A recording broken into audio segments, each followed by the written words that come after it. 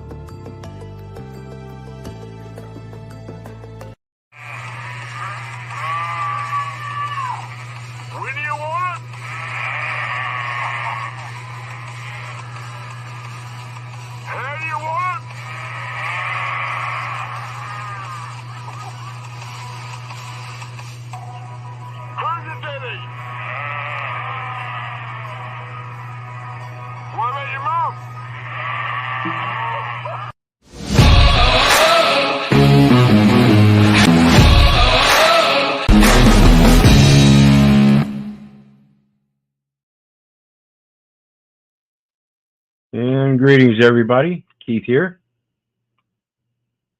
Hoping everybody's having a good day, enjoying life, living life, loving life. I want to remind everybody, hit that like, share, and subscribe button. I want to thank everybody for your support always. Every little bit counts if you hit that PayPal button to share some love. And the StreamYard link is down there for anybody that wants to join the panel. We got Honey Smacks, Golden Crisp, and all hell broke loose. The world is becoming more and more insane, folks. As we go through more of these shorts and stuff, we're going to point out some more of the things that I see in my observances and how I interpret them, and hopefully help bring some people on board with this concept of having a moral compass and just start doing what's right. That's really all it really takes, and acceptance that we've been doing things in error, and we just need to start correcting things, and the first and foremost is ourselves. So we're going to get into it with how Elon Musk responded to a judge's order. Again, like I said, I think Elon Musk is a total beast when it comes to certain things, and I'm hoping we can listen through this and see what happens here. And I think I'm going to have to try to see if I can find it but he expressed in another video his concept of money and how he can create it at his whim just because of his thoughts. And it was kind of intriguing. So I'll see if I can find that. But that's one of those things, again, that makes him such a beast. He knows how to manifest and lets that be the mechanism in his life and not let anybody else distract him by saying they're going to destroy him or you know, try to ruin him physically. I mean, literally trying to ruin him financially. So pay attention and see what this judge does. See how this works out. This is a complex situation with the uptaking of Twitter and his agreement. Tesla now announcing a radical new compensation plan. It could be perhaps the most radical compensation plan in history. This is from 2018. This is when Tesla signed a 10-year deal with Elon Musk and how they structured the compensation. And you'll see after why we're showing this. So this video, again, this is from 2018. Watch this. To the column telling me he's now agreed to stay on as CEO of Tesla for the next decade. There's been a lot of speculation that he'd be stepping down in the next 2 or 3 years. He had said that once the completion of the Model S, or Model 3 rather, was up and running, that he might not stay at the company, at least as the CEO. But Tesla now announcing a radical new compensation plan. It could be perhaps the most radical compensation plan in history. Musk's compensation will be tied directly to the company's performance. The executive will receive no guaranteed compensation of any kind at all. He gets no salary, cash bonus, equity. He only gets equity that vests over time, but only if he reaches these hurdle rates, which are, dare I say, crazy. So right now the company's worth $59 billion. Mm-hmm. So they set him up basically with a quota, just like they do with any other kind of commercial transaction. In order to make an agreement complete, there has to be what they call equal consideration. So they made terms of consideration in it, and that was extended over a period of time. So it was a quota thing. After so much time, these parameters have to be met. After so much time, these parameters are the next parameters that need to be met, and so forth. They run at $50 billion increments. So if he gets the company to $100 billion... But you're just talking market capitalization, not based on revenue, not based on the number of production. There's going to be 2 metrics at each step. So the first step is he has to get the company to $100 billion and reach these operational and adjusted EBITDA and revenue number. If he doesn't get either of them, he gets nothing. That's kind of a weird way to break it down based on market capitalization. If he gets to 150 and has to hit the operational numbers. I mean, the market can be irrational, so you can't control that. At each $50 billion number, he collects 1% of the company. If somehow, magically, he would get the company to $650 billion, which is literally what the plan calls for, if you can believe this, he would collect the equivalent of about $55 billion in compensation. Otherwise, he gets absolutely Okay, what if you get it to $650 billion and then it immediately collapses to $500 billion? Is it just hitting that market capitalization milestone that matters? Is it keeping it there for a certain time? Is it hitting it? So here's where it gets even more interesting. The shares vest, but then he has to hold the shares for 5 years. Okay, so the reason I'm showing you that, and I know that was a little technical, but this is wild. So this is in 2018. Elon said, I will stay on and run Tesla. I will take no money, but if we hit these markers, if the company becomes worth $50 billion. And my apologies. I said earlier it was Twitter, and I meant Tesla. I don't know why I said that. And then 100 billion, and then 150 billion. I'll keep getting equity. And the analyst there, what's that guy's name? Sorkin? Is it Andrew Sorkin? Thank you. He literally said it's crazy. It's crazy. And then he said if he gets to 650 billion, meaning if Tesla over the next 10 years, and again that's 2018, becomes worth $650 billion, that Elon Musk will get a $55 billion compensation package. Well, that's exactly what happened. Tesla is now worth over $650 billion as of January 24. Then what happened? Well, check this out. This is a tweet from K.O.W.A.R.D.S. the Great. Judge Kathleen McCormick rescinded Elon Musk's $55 billion Tesla compensation package, overturning the company's board and 80% of its shareholders. I don't know that she has the authority to do that kind of stuff. Like I said, that seems kind of far-reaching because it was already set in terms and conditions that were met. Performance was made. And now she's rescinding and saying they're going to refuse to pay him. Amazing.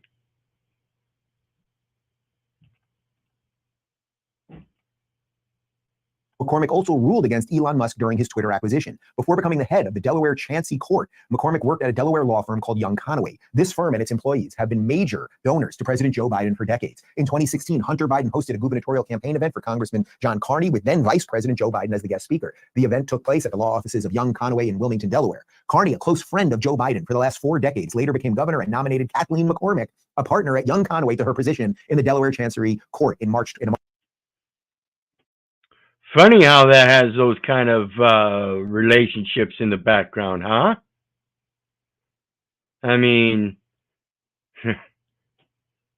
don't we have a current sitting president that's being accused of multiple faceted positions on fraud in many different dealings, elections, confidential government documents, just like he made an accusation against Trump. Same accusations he's making against Trump. March 2018 email, Hunter Biden claimed to personally know every judge on the Delaware Chancery Court while threatening legal action against his Chinese business partners. I will be. So again, now we extend it to Hunter Biden too, and knowing all those judges. Who's playing in the sandbox, boys and girls, and what are they playing in that sandbox? Bring the suit in the Chancery Court in Delaware. You know they're all playing together. Which, as you know, is my home state, and I am privileged to have worked with and know every judge on the Chancery Court. After Elon Musk purchased Twitter with the stated goal of restoring free speech, President Biden called for a federal investigation into Musk on the podium at the White House. Following this, the Biden Department of Justice, Securities and Exchange Commission, and Federal Trade Commission initiated legal actions and investigations against Tesla, SpaceX, and X. The recent decision by Judge McCormick, who worked with Biden's top donors and was nominated by Biden's close friend to override Tesla's board and the majority of its stakeholders, is another clear example of the Biden administration and its allies weaponizing the American legal system against their weaponizing the American legal system. And again, this is a big corporate entity here. We're talking about Tesla and Twitter and other things, SpaceX, all those. Yeah, you know, we've got to understand they're going after all the big money, and they don't care who's holding it. They're going to try their schemes every way they can. Is this the kind of government you really want? I'm going to do a video. I think I'll probably do it like in the afternoon tomorrow sometime on the Constitution and where these people get their powers. So be looking for that when we talk about the meaning of a republic form of government. The next one I got is another one of Elon Musk. Again, remember, this is the guy that's so open with information. We have open sourced our patents. Anyone can use our patents for free. How many companies do you know who've done that? He's not hiding anything. Everything he designs and creates, it's open source. Like we saw the video the other day, yesterday I think it was, there are other foreign car companies that are taking his car and modifying them with insides and body parts and this and that. And he's saying, sure, go ahead. This is beast mode, folks. Can you name one? I can't. Not one. Everybody wants to hide all the information on technology. At SpaceX, we don't use patents. So once in a while, we'll file a patent just so some patent troll doesn't cause trouble. But we've done nothing anti-competitive. You understand what he's saying? When people patent that stuff, you know, their inventions and things like that, what they're doing is they're interfering with competitive trade. That's actually considered an interference. Well, I can't say it's actually considered an interference, but in my perception, I see it the same way it seems he does. That's interfering with competitive trade. That's interfering with the ability to make improvements. Done nothing to stop our I'm not competitors. suggesting you are at all. No, I just want to clarify for the audience, because some companies have done anti-competitive things. The unusual thing about SpaceX and Tesla, and they use those patents, trademarks, trade names, and copyrights to do so, is that we've done things that have helped our competition. Can you name one? Help things that have done things that have helped the competition.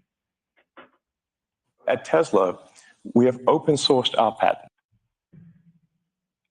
Nobody else has done that. You can't name one. Interesting. And here we have another. People need to understand that when you give the government this much power. Oops, where'd it go? I thought I had a third.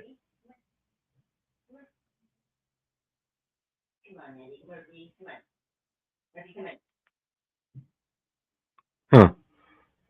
Must have deleted it. Anyway, here's Nick Freitas then. This is one of the things we're going to talk about tomorrow when I do that video. He's talking about it here. Over your individual life and your individual decisions, you're going to end up living in a country you don't recognize. I love the Constitution. I love the Declaration of Independence. But without people that understand why they were created, then all that is really pretty calligraphy sitting on parchment behind a whole lot of glass. That's all it is, unless people actually once again recognize that what is supposed to make this country special is not the fact that we get to elect politicians every 2, 4, and 6 years. What makes this country special is the acknowledgement that your rights come from God, that government has a very limited role to play within your life and needs to stay within its constitutional boundaries, and that you as an individual citizen have a personal responsibility to ensure it. You as the individual, the people, have a responsibility to ensure it for yourselves. Remains so. Because if you think you can completely outsource the responsibility for preserving your liberty to somebody else, least of all a politician, then we've already lost. People need to. You've already lost. And this is coming from a member of the committees. Representative. He's in there. He's inside. I think he's being very honest with what's going on. In my opinion, of course.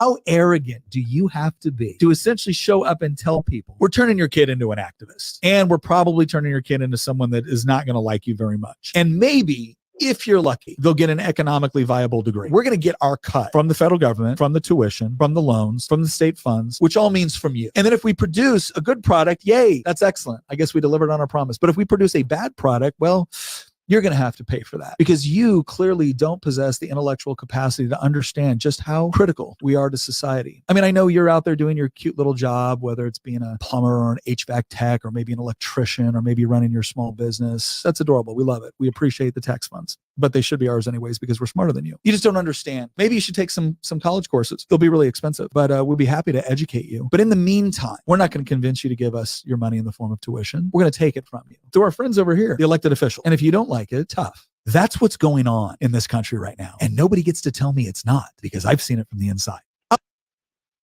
Because he's seen it from the inside. And I appreciate this guy so much, because I believe he is spot on. I believe he is telling us the truth. I believe he is a good man. And I believe that he's fulfilling his office in the utmost faith. I mean, he speaks out a lot on a lot of things, and I think he sounds very reasonable and logic.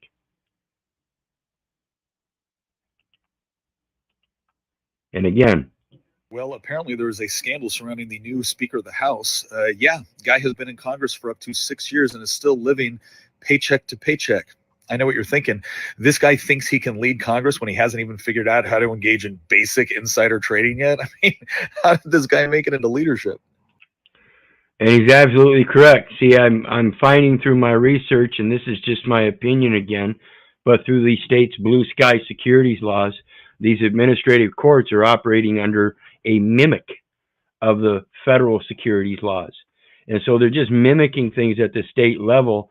And this is done through the bifurcations and placement of assets as receivables, and then using those as investments in their own name through pooled investments in undisclosed and omitted things that are omitted, and certain errors through a forensic securities audit will point these out.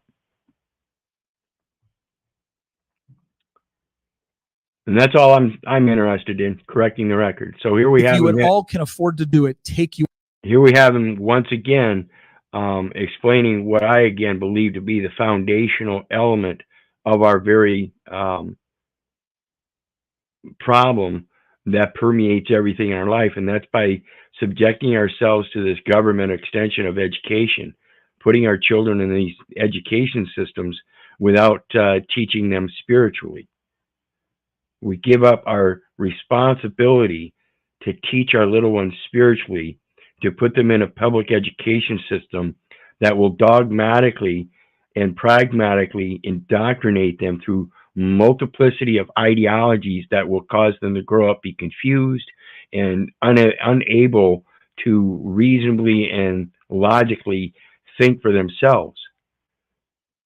they'll be taught to remember certain things and have certain reactive responses to them, such as fear, indignation, anger, animosity, all kinds of things.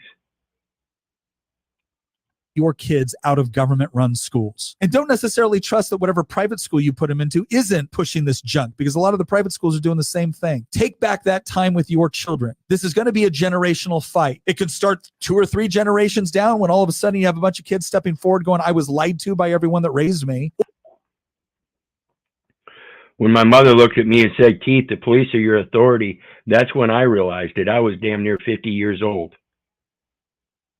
before I realized, holy shit, every motherfucker in my life has lied to me all my life.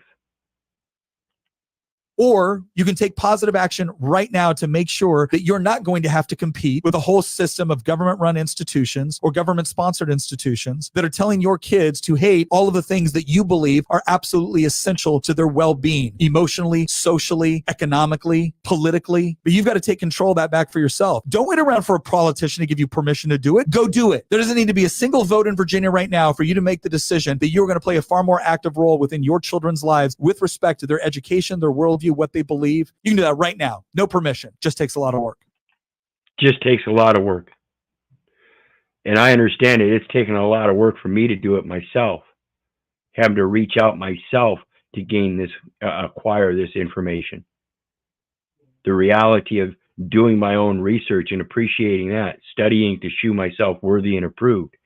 Not necessarily even just to him, but to everybody around me, to show my firsthand experience in that what I'm doing is true and correct. I don't have a problem with authority. I think I issue my own authority very well.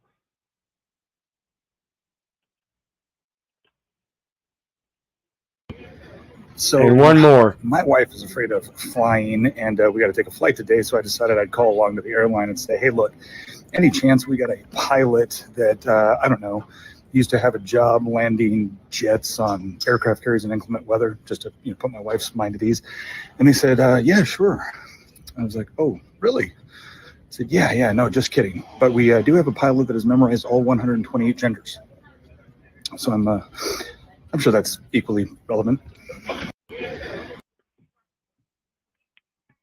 See, that's that affirmative action, saying that we have to affirm the gender identity of people that are insane and don't know that you can't really determine that psychologically. That's a physical determination. You're either born a man or a woman, with very rare cases of hermaphrodites. So we have to realize that this insanity being imposed, that there's some kind of 128 different genders, and because we have affirmative action, we have those kind of people qualifying jobs because of that, rather than actually being qualified for the job. That's the scary part. Again, just another insane pathway to Hitler's willing executioners. It's amazing.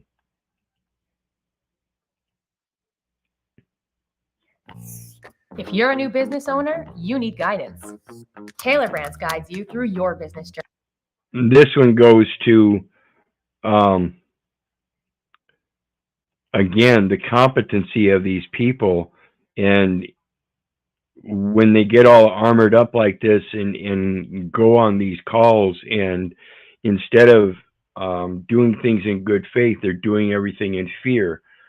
So pay attention to how quickly this man acts, and how quickly this man reacts, and how he reacts.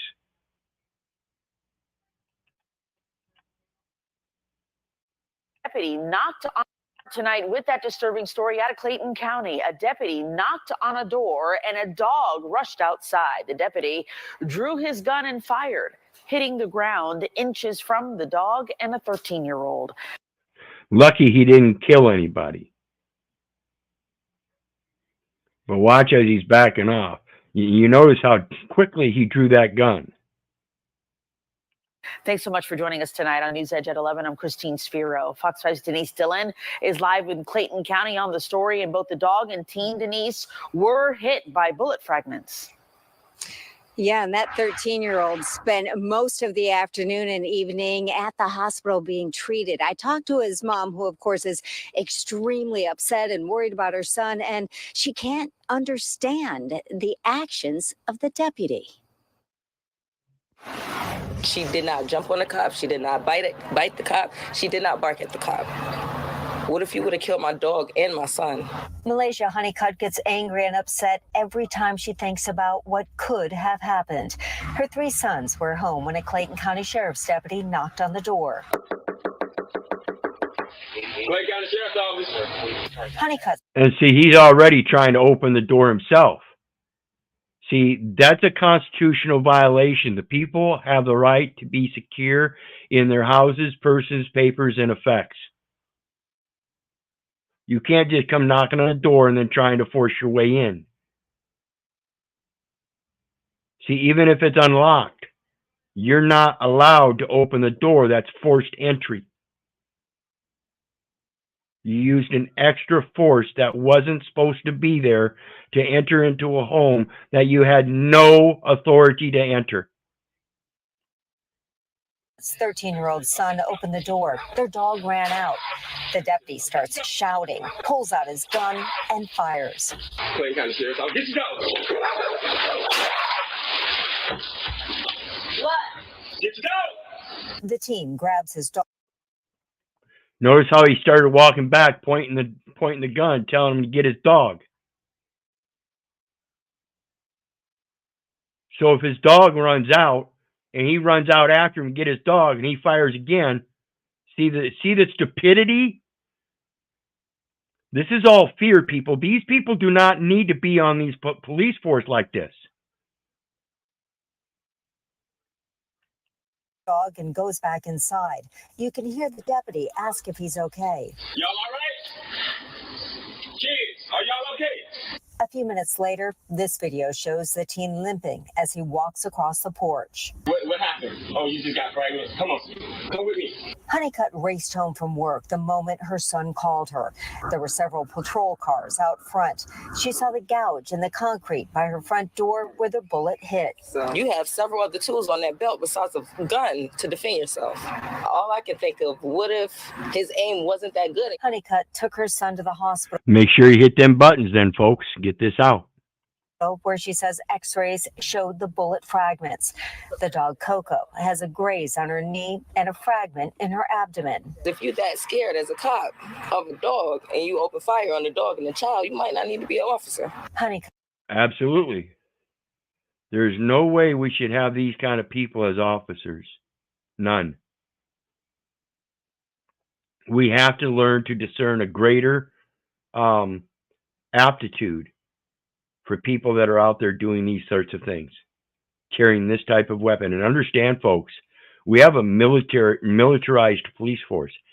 That's unconstitutional. They're not supposed to be giving military equipment to police forces unless they are recognized as militia.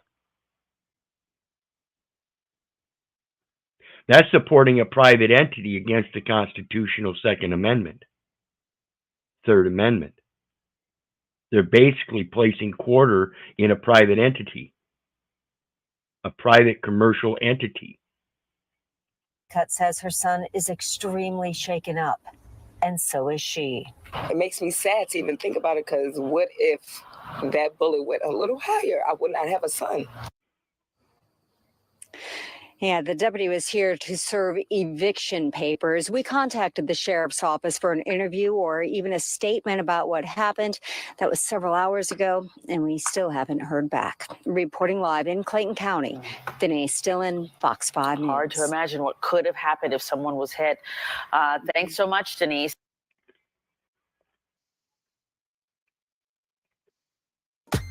Hey, it's Adam from StreamYard.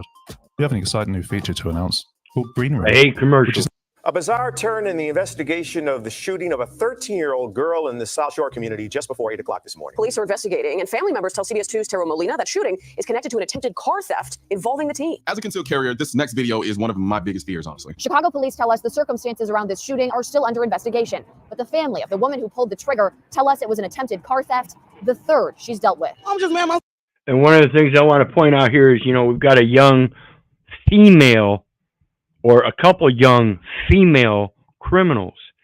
And like I was talking with the guy the other night, Speakeasy, whatever his name was, he was trying to contemplate the consequences through a citation and fines, fees, and penalties in the courts.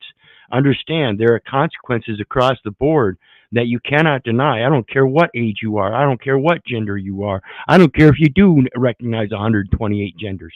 There are certain consequences for certain actions across the board. Sister in this type of situation. Michelle Thorpe told us much more. She caught 2 young kids. These 2 young girls got lucky. Stealing her car, breaking in her car. They busted her window. She says her sister, a single mother, has a FOID card. She's a security guard. She have her own business. And she says her sister was acting in self-defense when she fired her gun and grazed a 13-year-old girl. It get younger and younger. One of 2 teens, she says, were trying to steal her sister's Kia SUV. When I started carrying a gun for protection, it never really occurred to me that I might have to use that gun against a young teen. Not saying that adult life have to use that gun against a young teen. Not saying that adult life is any less valuable, but the thought of shooting a young teen in itself, in self-defense, it's just harder for me to swallow than shooting an adult in self-defense. Then throw in the fact that it's a female teen and man, that shit just hits different. I guess it has to do with the fact that I know that a young teen has barely lived life and doesn't really understand the consequences of their actions generally. Yeah, it does hit different, doesn't it? See, it hits different somehow when we think about little girls. But something changes when we think about little boys. We see them differently, but yet they're all still confronting the same consequences. So I really don't care if you're a 60-year-old thief that's been doing it all your life, or a 13-year-old girl. Most people don't when it comes to that kind of thing. There's something beyond that legislated word that doesn't apply. That legislated word is never going to hold somebody back. It's only going to deal out supposed simpler consequences that will teach you. But do you ever learn? Or do you just remember? See, that's part of the main problem with that public education system. Again, they're teaching everybody like Plato's Cave to remember this, remember that. Each classroom is just a different Plato's Cave, teaching you to remember things and learn how to react emotionally one way or another instead of thinking for yourself. Speaking. And they don't understand how it can affect them for the rest of their life, literally. Where with an adult, you pretty much should know better, so there's no excuses. But don't get it twisted. I'm not saying I won't defend myself against a young teen if they're threatening death or serious bodily injury. I'll defend myself and then go sit on a therapist's couch for as long as I need to afterwards, as long as I walk away alive. But the fact still remains. The reality of carrying a gun. Absolutely. Absolutely. See, when you do things that you think are justified, that letter of the law really doesn't mean much to you psychologically. What means something to you psychologically is that you had to be put up to that extent to do that. Protection is that you might have to someday use it against a 13-year-old girl. They need to be in school. They should have been in school. The Kia is not in this parking lot because she says it was taken by Chicago police. She's a scared mom whose her car constantly get broken in. This is the 3rd time that her car has got broken in. It's not the first time she says her sister has dealt with this. This will be the 3rd incident. The 3rd time that this happened with some kid. The sad irony behind this is she did everything she could to stop them from, according to her, hurting her and stealing her car. Yet she still lost the use of her car because now it's in evidence. But the question I know some of you are wondering is whether or not she was justified in shooting. Well, the law in Illinois says in relevant part, you can use force if you reasonably believe it's necessary to stop someone from trespassing or interfering with your property, but you can only. And this is where I have my own discernment in that I don't know that I would have shot at the girl unless I knew she was carrying a weapon of some sort, was aiming it at me or something. But I would even go to the extent of shooting the tires. You're not going to get too far. Use deadly force if you reasonably believe it's necessary to stop a forcible felony. So the next question we have to answer is, what's a forcible felony? So the deadly force would be on the car and not on the being. I would put a death type situation on the car. I would stop it some way. And that would be flattening the tires. A forcible felony in relevant parts covers crimes like burglary of a vehicle with intent to commit a felony or theft, which is what these teens were doing. They broke into her car to try to steal it. So if you ask me, I don't think she'll be charged. And if she is, I doubt she'll be found guilty. Theft issues with Kia and Hyundais across Chicago, where the car thefts have outpaced every major city in the country. They're among the millions of cars on the road right now missing an anti-theft device, no engine immobilizer, making certain models easier to steal. We asked Chicago police about the details family and neighbors shared with us, again, claiming an attempted theft led up to the shooting this morning. A spokesperson would only tell me they're still investigating. We're told the 13-year-old girl is at C.O.W.A.R.D.S Children's Hospital and is doing okay. Now, the question I have is, where are these kids' parents? Look, I get it. You can do everything right. Exactly. See, this is part of that public education system. We noticed that they said why weren't they in school? Well, no, why weren't they at home with their mom and dad? These are little girls that they're being subjected to all of this, like I said, dogmatic, pragmatic public education and indoctrination and all these different ideologies that confuse them. Remember this and react this way. No, they're not being taught how to learn for themselves. They're being taught how to learn and see everything the exact same way as everybody else, and that's in this book.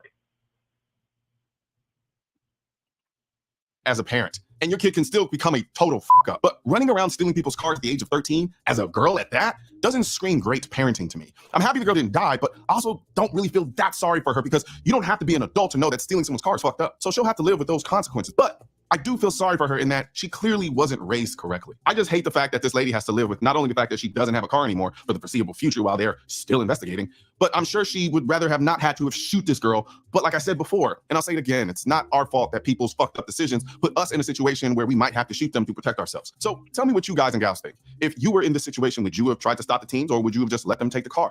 Let me know your thoughts in the comment section. And for those of you... And like I said, I would certainly try to stop them, but not by the same means. I wouldn't shoot at the girls. I would shoot, like I said, at the tires. Now, that situation might have changing views if I saw an older gentleman in there and he was pointing a gun at me, or even if the girls were pointing a gun at me. Most certainly. But just knowing it was an older male would set my apprehension on a higher standard. So... just my input. And it looks like I lost my video again. I'll be right back, folks. I've been having issues with my internet tonight. Be right back.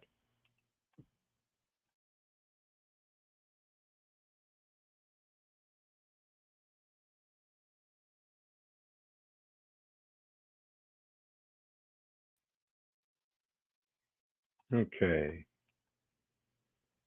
Get my screen share back.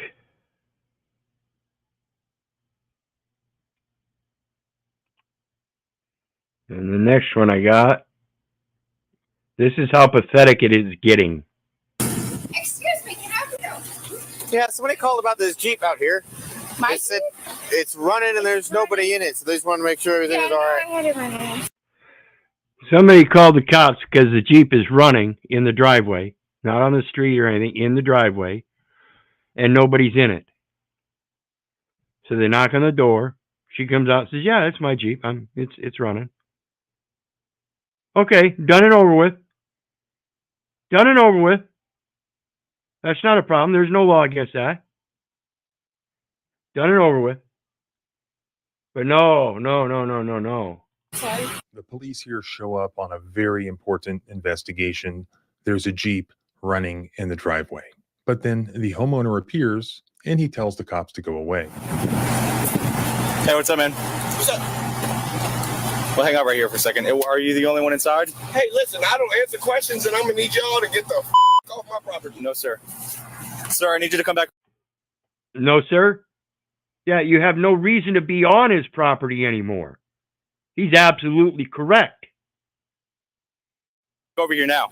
But they refuse to leave, and instead, they just arrest everybody. Hey, Christina, I still run this house. I'm going to need you to get in the house. I still run this house. I'm going to need you to get in the house. Amen. That man's trying to protect his woman. These people are nothing but fucking heathens. All right, that's not happening. All right, that's not happening. They automatically grab him. He's done absolutely nothing wrong. We're getting detained. Stay back here. You're getting detained. Excuse me? I'm keeping my house in order?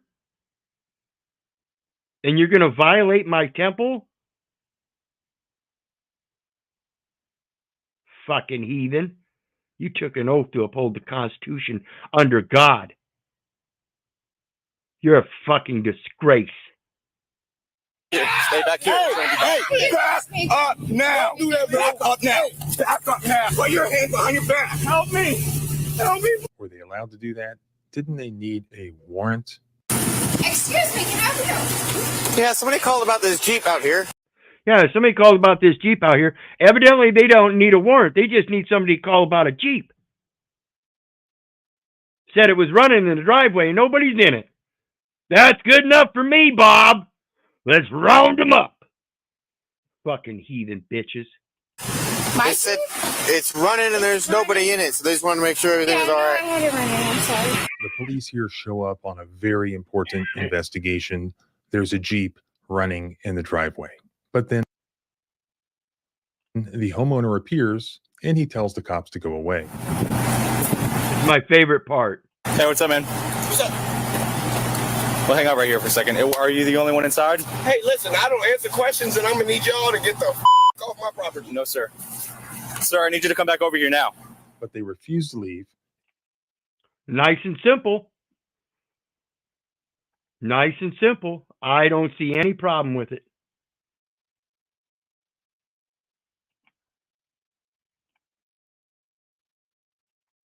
They are trying to fight racism with racism. Make it make sense. I am not. Make it make sense, folks. This can't get any better. This guy used one of my favorite terms that they use. Reverse racism. Funny shit.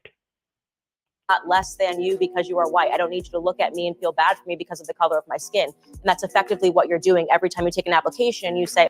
And again, this is on that affirmative action bullshit. It's destroying the society. And the people are allowing it. Accepting every little bit of sanity, and it just keeps getting greater and greater. That's why we're in Hitler's willing executioner mode today here on American soil. Pathetic. Oh, well, this girl's black, so I kind of feel bad for her, so I'm going to put her at the top of the line. It's just not necessary. You are basically saying that Black Americans cannot do it on their own. I'm of mixed background. What am I supposed to mark on an application? Am I supposed to mark multiple boxes Mark black. and then saying that you're oppressed? Well, it's the truth because you believe in color. affirmative action. So I said Mark Black. I'm in an interracial relationship, so I can speak to this. I have a son that's half white and a son that's half black and a daughter that's half white and half black. Okay. They're going to mark black because I know.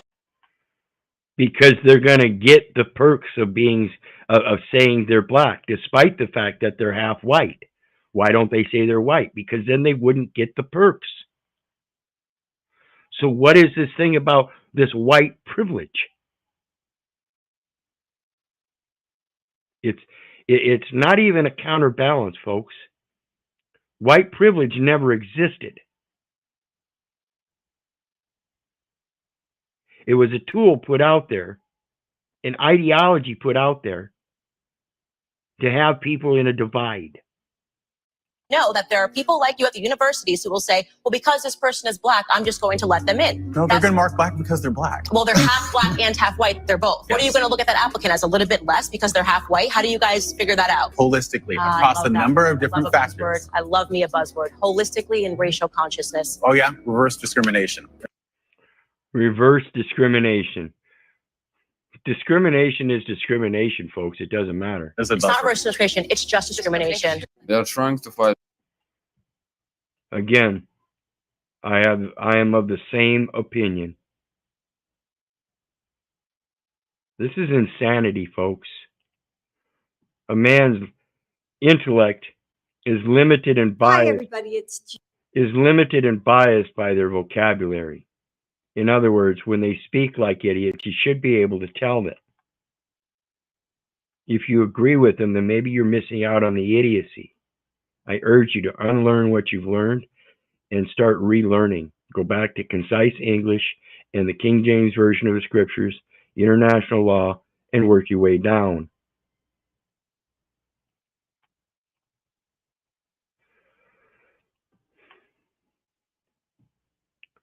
This is disgusting and evidence of existing racism. So it's not just an idea, it is in action. And again, this is by a different process rather than affirmative action. It's pretty much the opposing dynamic of affirmative action, of an inclusion, and rather the opposing dynamic of exclusion. Very blatant discrimination.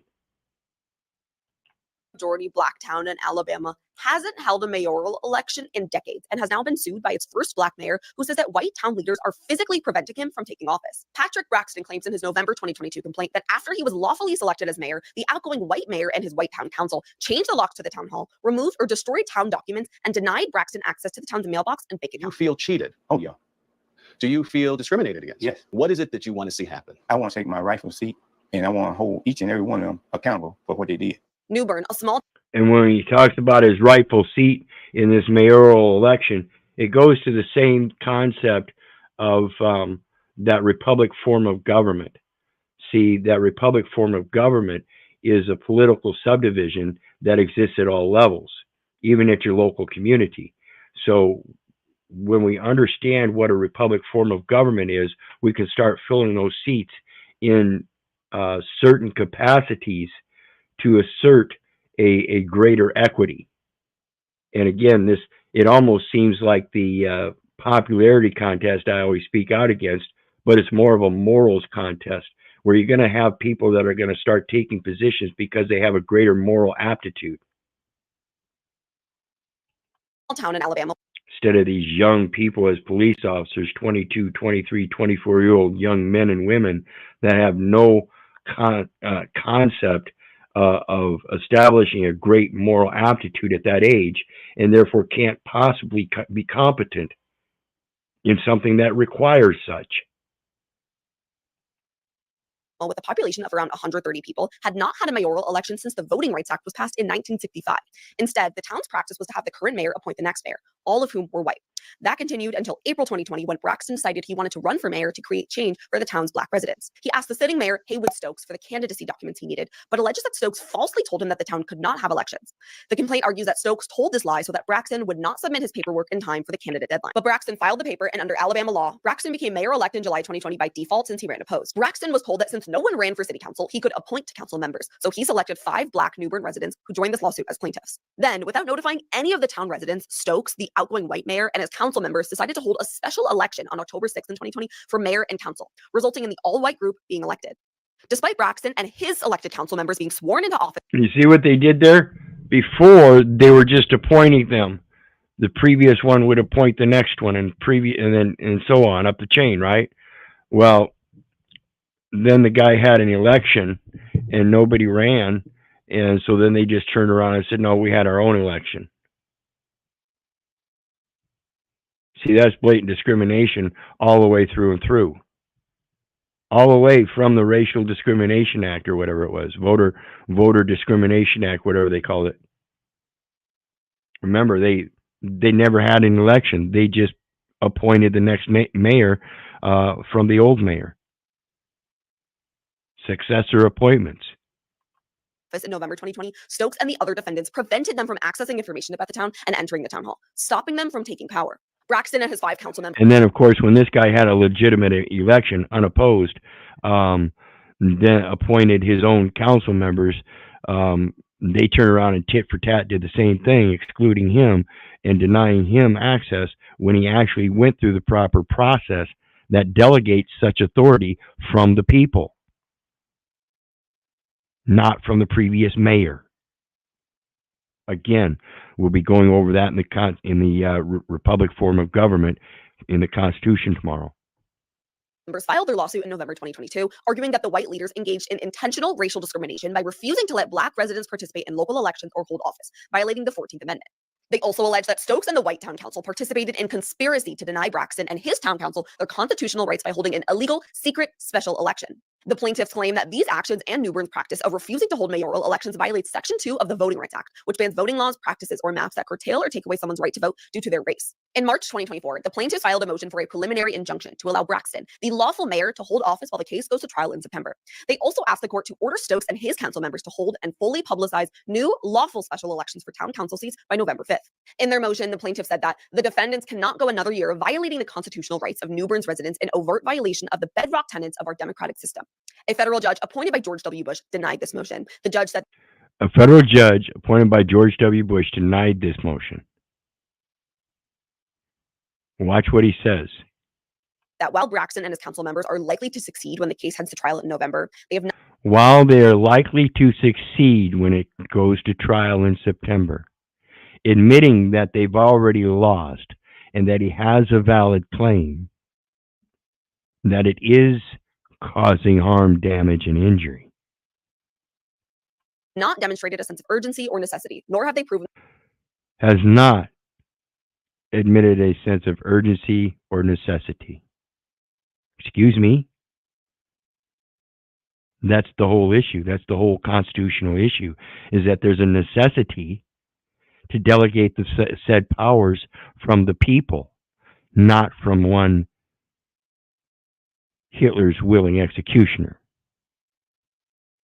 and his good old boys. Demonstrating blatant discrimination, not just incidentally here, but over the course of decades extending from 1965. That they will endure irreparable harm. But it's not urgent. And they haven't already had irreparable harm for sure, because he's making the stand now and showing that course of decades of discrimination as the urgency. They've locked him out for 4 years. It is urgent. How long are you going to let them continue to lock him out? They are blatantly violating every manner of ethics when it comes to the foundational republic form of government that Constitution demands.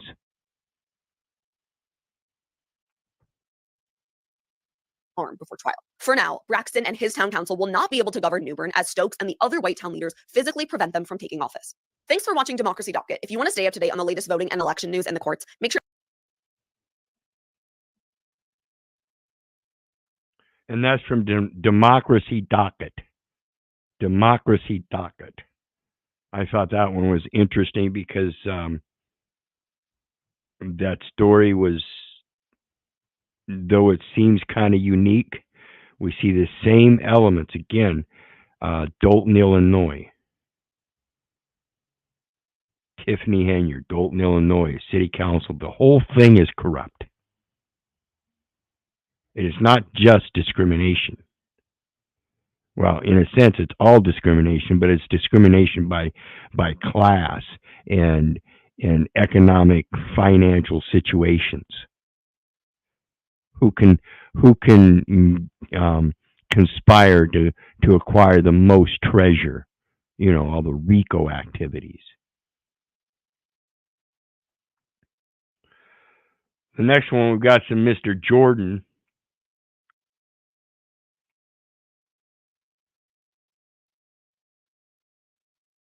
For example, I've had clients who were unfortunate enough to take up residence, for example, with a woman with cluster B psychopathology. And it was like their lives were over. Those women would light themselves on fire to singe them, and they had no defenses. And if they did ever raise a hand in defense of any sort, then the cluster B type would call the authorities, lie about what had happened, invite a knight in shining armor to save her in tears, which is really effective as she also happens to be attractive. And that guy was done. He was done. His life was over. Yeah, his little dried up corpse was being sucked dry by the psychopathic woman on the side of the road, and that was it. For example.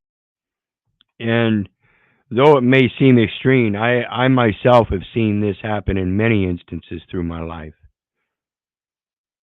This is what I talk about, putting your houses in order. If you're going to have a solid relationship, men, you have to be the solid leader and quit picking up these hoes alongside the road. It's nice to whip your dick out and inseminate women, but by God, you better learn that that's your downfall.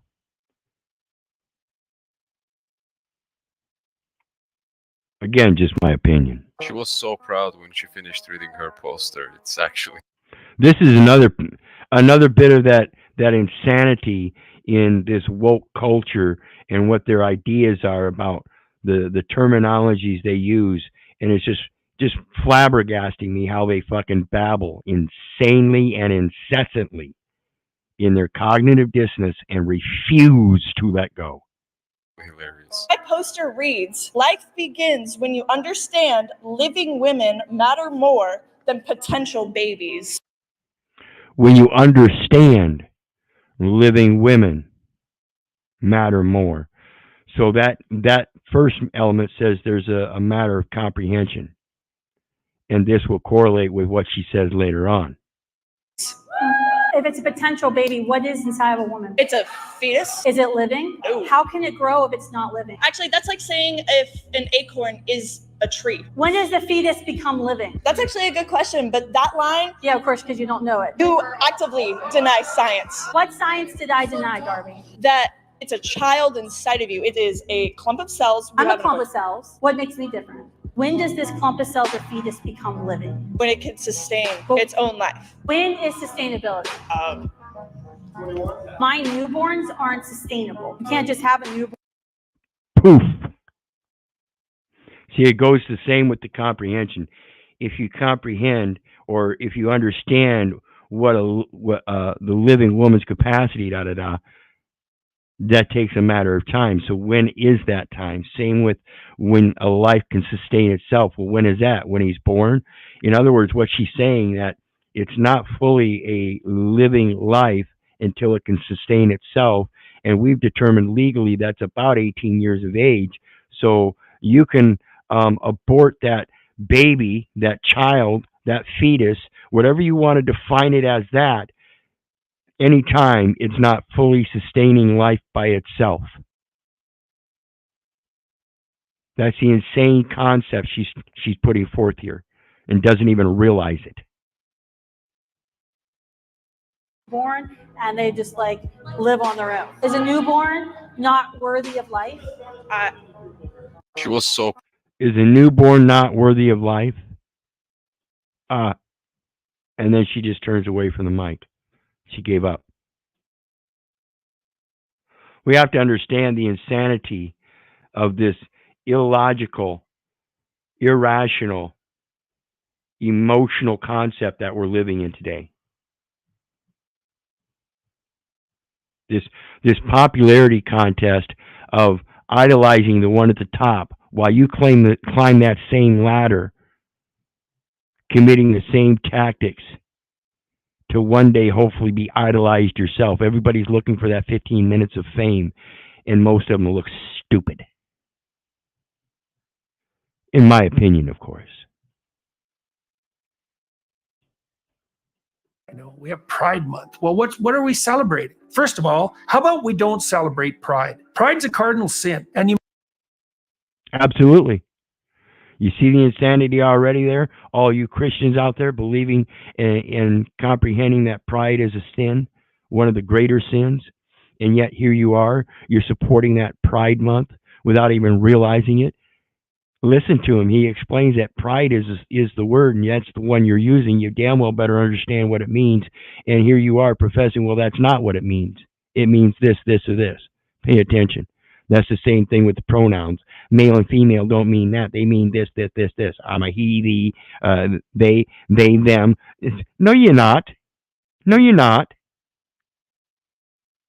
You might say, well, they don't mean pride. They mean it's a group of oppressed people, and now they're just finding their identity and they're getting some security in that identity. And so what they mean by pride is security in that identity. It's like the word's pride. That's the word that was chosen. And it's pride in relationship, as far as I can tell, to nothing but hedonistic self-gratification. It's like your identity is going to be your sexual desire. That's your identity, your sexual desire. So that means you've reduced your identity to the most immature and hedonistic part of you, the part that would exploit someone else for your own gratification, for example, the part that would exploit you for your own gratification. And now that's your identity. And now that's what we celebrate. Yeah, no, that's a very bad idea. This is the thing again about putting your houses in order. You're not supposed to be out there having your hedonistic ways like that. That's before you even have a house. What are you going to do with the babies? Oh, never mind the babies. They're not viable yet. They can't sustain themselves yet. You see the insanity?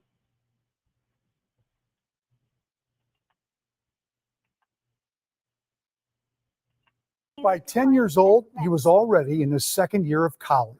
Rolled over at 4 weeks old. Words at 7 months. Short sentences by a year. The alphabet before he was. Now, I don't know who nurtured him naturally the way they did or how they did it, but understand somebody is evidently teaching him. Somebody is evidently putting forth that effort. And it's that part of doing it in love. Without love, it means nothing. So does that teacher at school really love your student? Does that teacher at school really love that child like it needs to be loved spiritually? Too. And then he learned it in Swedish right after that, just for the heck of it. But Elliot's true love? 24. 6 times Numbers. Having already aced college algebra, statistics, physics, and trigonometry. And it's not like he won't have a high school experience. I'm tutoring some of the students here. The limit does not exist. Okay. I take great pleasure in teaching people. Yeah, he just kind of like he's dancing again right now. I want to know the deepest secrets of the universe. Somebody instilled in this young man the great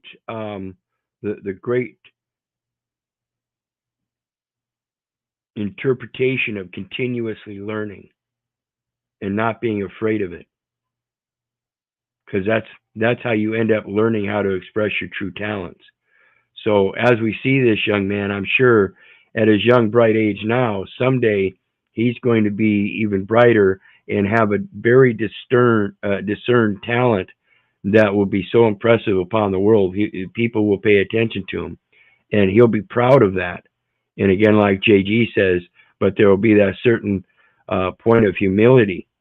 I see him as a very humble little man right now. It's not about himself, it's about what he can learn. I think that's a very humble message. 5 years after his story first aired, Elliot is now 15. And congratulations are in order because Elliot just received his master's degree from the University of Minnesota. Elliot should be Dr. Tanner by the time he's 18. By 10 years old, he was already in his second year of college. Very impressive. I had to show that one. Our children are not stupid. They merely need to be nurtured spiritually. That's where the origin of education needs to come from, in my opinion. We find a solid foundation in that, and the family cannot be destroyed. Again, in my humble opinion. I noticed something really interesting about the debt a couple weeks ago. It's synced with Treasury. So my debt clock has Wi-Fi. I wrote all the code for it. It goes to Treasury once a day and gets the debt to the penny. They have an API where they publish it. Okay. You know, I'd been away from my Wi-Fi server for a while, and I go back in range and it calibrates, and the number had gone down. Okay, I've been watching this thing spin up for a year, and the number went down. And I talked with some folks, and I'm like, do you realize the debt is going down? I've been watching it every day just spiral upward, and it went down. One of them commented, well, do you know what this week is? It's April 15th. The reason the debt went down for 2 weeks is everybody paid their taxes.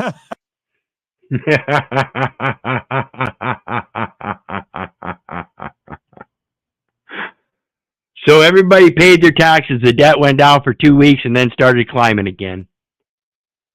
So 50 weeks of the year, the debt climbs. 2 weeks of the year, it drops a little bit. Amazing. The joke's on you, folks. The joke is on you. All you that claim to be residents, United States citizens, wanting to pay that tax voluntarily as if though you're required to.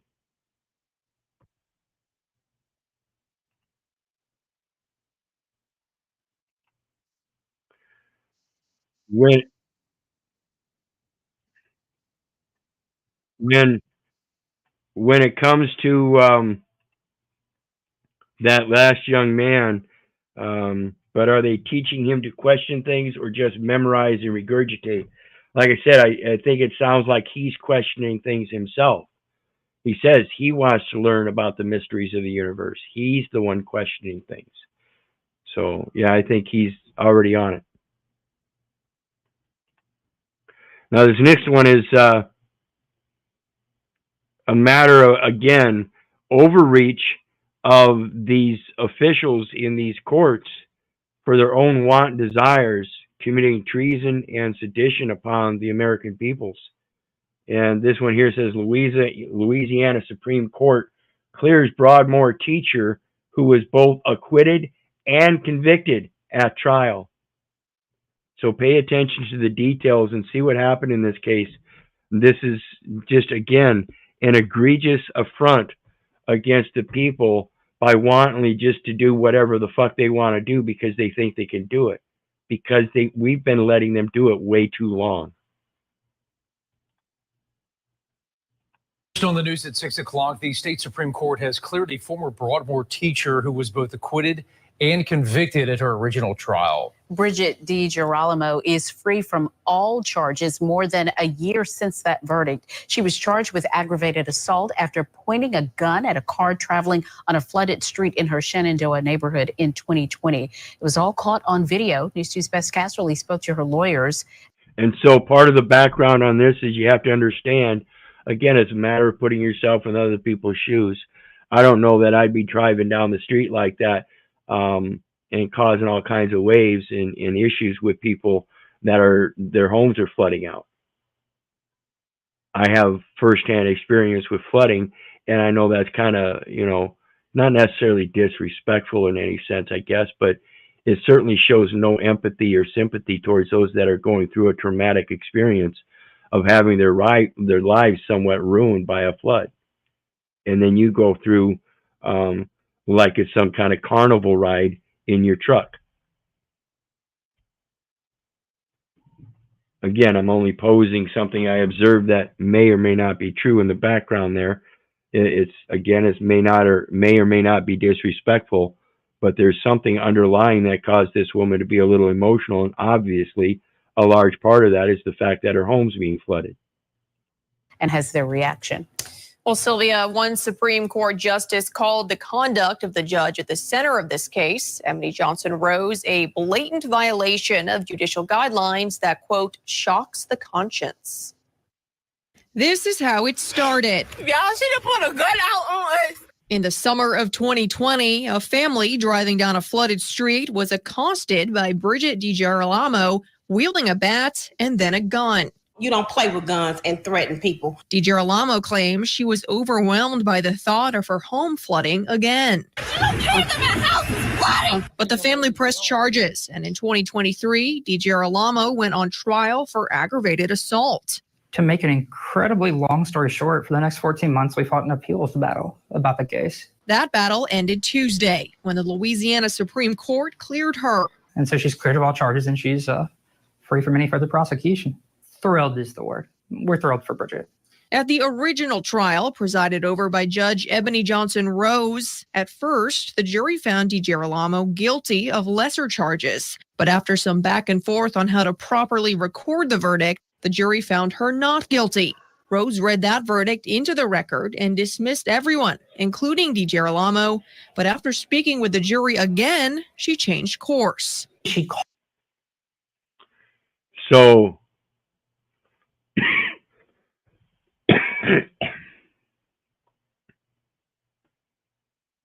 Let's listen to that again.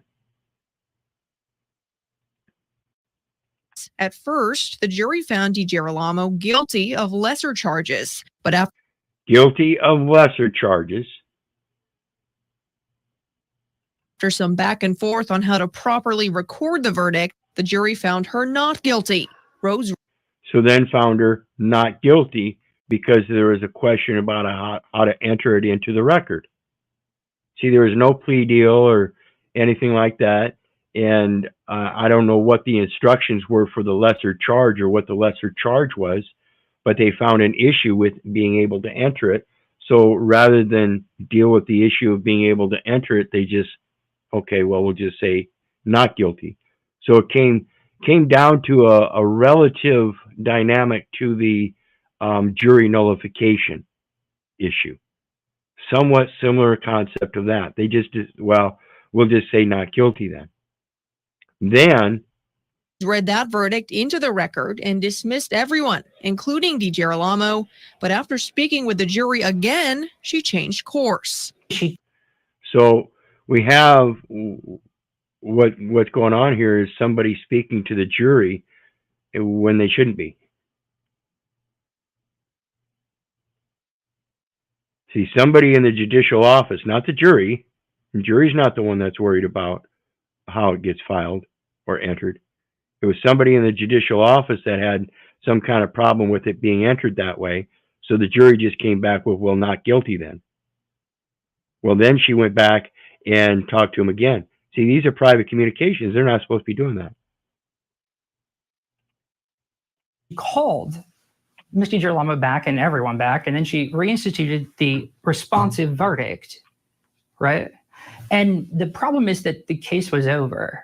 After her lawyers objected, a separate judge reviewed the case and declared a mistrial. The First Circuit Court of Appeals said a new trial would be best, but the state Supreme Court said Tuesday that DiGirolamo cannot be tried again. The legal issue dealt with whether or not the verdict had been properly recorded. The not guilty verdict had been properly recorded and whether that was the verdict that was correct. In their decision, the justices said, here, after receiving a final verdict and retiring the jury, the trial court erred by allowing the jury to continue to deliberate and change its verdict, particularly after the court violated the sanctity of any further deliberations by meeting privately with the jury. Absolutely. We have to understand this. We have to start learning to understand this process, folks, so we can rebut it for what it is. These people are not fulfilling their basic obligation of public service when they go beyond their discretion of duties.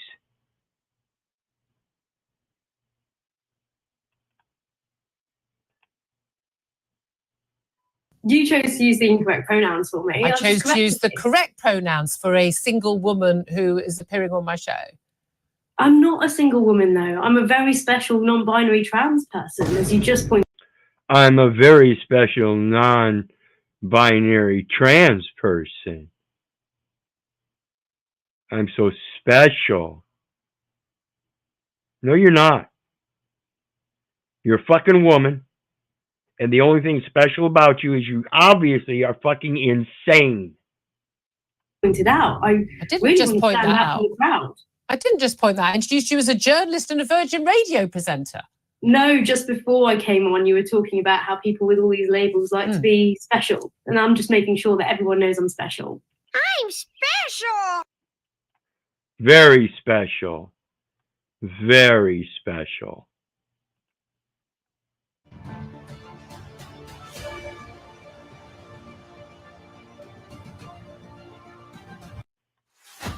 And so it's a dangerous thing to play tricks on me. And I'm going to close out with this one. I want everybody to understand, you don't want to be my friend. I'm going to uphold you to the same standards I hold myself to.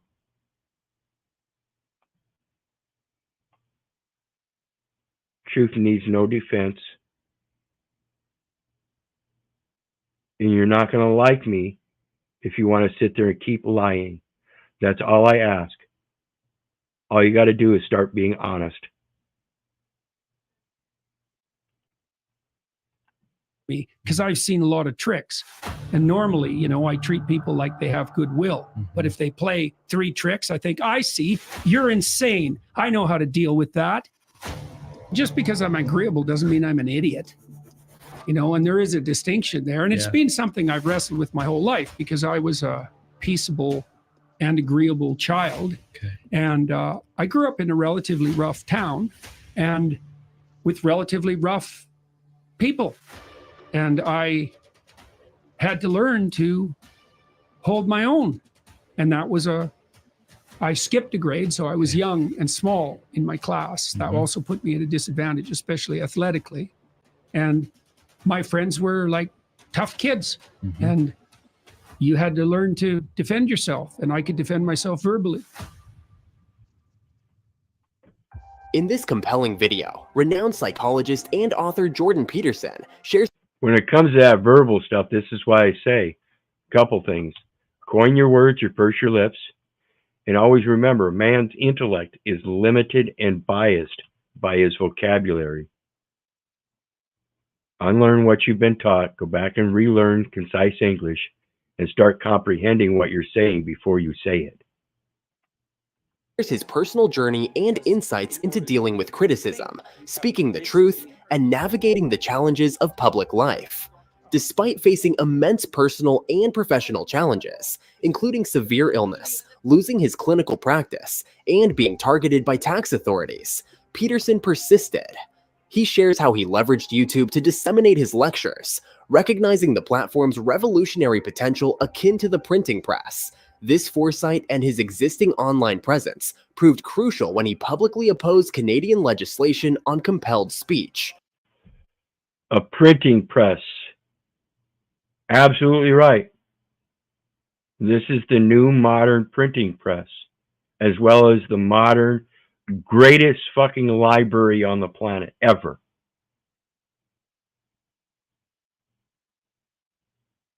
Remember, it's a dangerous thing, but so are your words. Learn how to fix them everywhere you go, including the metaverse, and then it's not so dangerous. Truly, you are the danger. A stance that attracted significant backlash. This video is a testament to Peterson's resilience and unwavering commitment to his principles. It provides an intimate look at the personal costs and profound convictions that drive his public endeavors. You know, I had done a lot of clinical work and I had a fair bit of exposure to the misery of the world. But when I started speaking to a much broader public audience, the magnitude of that misery became rapidly apparent. I didn't understand how many people there were who were literally dying for lack of an encouraging word. And that came on me full force and constantly. And that was, I think that's part of what made me ill, because I was very ill from. He's talking about everybody constantly putting everybody down because they like the drama and they can sell the drama better. Drama sells so much easier and is so much more exciting, all that kind of stuff. Well, 2018 till 2020, like terribly, terribly ill. And there were a variety of reasons for that, but you know, stress was one of them. I mean, I basically lost my job. I lost my clinical practice, which really hurt me because I knew those people, man, they knew me better than anybody they'd known in their lives. You know, I had relationships with all those people. And that just became impossible. And I was also being investigated by the tax authorities and all this else. Yes, and they admitted 3 months later that they'd made a mistake. It's like, oh, thank you for figuring that out. You know, your timing could have been better. And so that was stressful. And then with the exposure to all that misery, that was a lot. And so could have I handled it better? I put all my lectures on YouTube. That was more curiosity. You know, I've tried to stay on the cutting edge of technology to the degree that I'm capable. And when YouTube popped up, I thought, oh, you know, what the hell is this? Permanent video. Permanent video. Oh, permanent video. So you see, in a sense, what he's doing here is he's actually using the metaverse to help resolve all the issues he's been through in life to give a better perspective of who he is and what he does in life. He's overcoming the past by using this instrumentality of the future. Amazing concept, folks. Really is. Just like the English language, I talk about that being beautiful. It really is beautiful once you comprehend what you can use it for and how you can use it, what the effects are, all kinds of stuff. It's an amazing tool in our abilities to comprehend what we observe and then portray them to others. Video, that's sort of like the printing press, except for audio and video. We now have a printing press for audio and video. What the hell's that? Well, that's a Gutenberg revolution. Better jump on that. So I started, this is when YouTube was still cute cat videos mostly. I thought I'll put my lectures online and see what happens. Yeah. You know, and they started to grow. By the time everything exploded around me in 2016, I had like 200 hours of lectures online, which really saved me, right? Because people came after me when I opposed idiot Trudeau's idiot legislation. You have to use pronouns. It's like, seriously, you try to get control of my tongue and see what the hell happens. So I knew what that meant. Anyways, you know, I got pilloried for that, for my... Yeah, it almost sounded like a threat is what they tried to make it out to be. But he made it very clear. Just like that newswoman saying, no, you're a woman. You can't convince me of your insanity has to reach upon me and make me insane to believe the same thing. I don't have to believe that. Your belief is false. That's simple. Objectively. I mean this, even though I could see what happened. I told that bloody Senate in Canada in 2016 that they were going to produce a psychological epidemic among young women. I knew that. Well, that's exactly what happened. And I could see that. I knew the literature. There's a literature on psychological epidemics going back 300 years, outlined in a book called The Discovery of the Unconscious, which is a bloody classic, a great book. Yeah, it's a great book. And so I told the Senate that. Anyways, people came after me for being mean. Can't you just, you know, call the poor victims what they want? It's like, not if they're going to force me. Thank you very much. Did you have to learn how to handle that level of criticism? I mean, it seems like you've grown into it. You're okay with it now. But in the beginning, do you remember got to be afraid of the right things. Yeah. That relates to the old adage, you got to pick and choose your battles. You gotta understand there are certain things that you just really don't need to be afraid of. It's a matter of educating yourself so you can further advance along that path without having those, quote, fears interfere with you. So you learn to handle it. It's like, I learned in the 1980s that totalitarian states depend on the lie. I spent my whole life studying atrocity, Nazi atrocity, Soviet atrocity, Maoist atrocity, North Korean atrocity, Japanese atrocity, like you name it. You know, and I had a fair number of pretty dark people in my clinical practice too. And what did I learn? Lies lead to hell. And I learned that. It's not some hypothesis. It's like the Soviet Union was a tangle of lies, just like Maoist China, just like bloody communist China now. That's hell. So how do you get to hell? You lie. How do you stay away? You tell the truth. Okay, so what am I afraid of? Like politicians? Journalists? No, hell. Right. So you got to have your fears in order, man. Yeah. And I know you don't lose control of your tongue. You sacrifice your soul and the state and everyone you love. You don't know it. You know, you're maintaining your silence to protect yourself. It's like, yeah, good luck with that. That's never worked. It's never worked.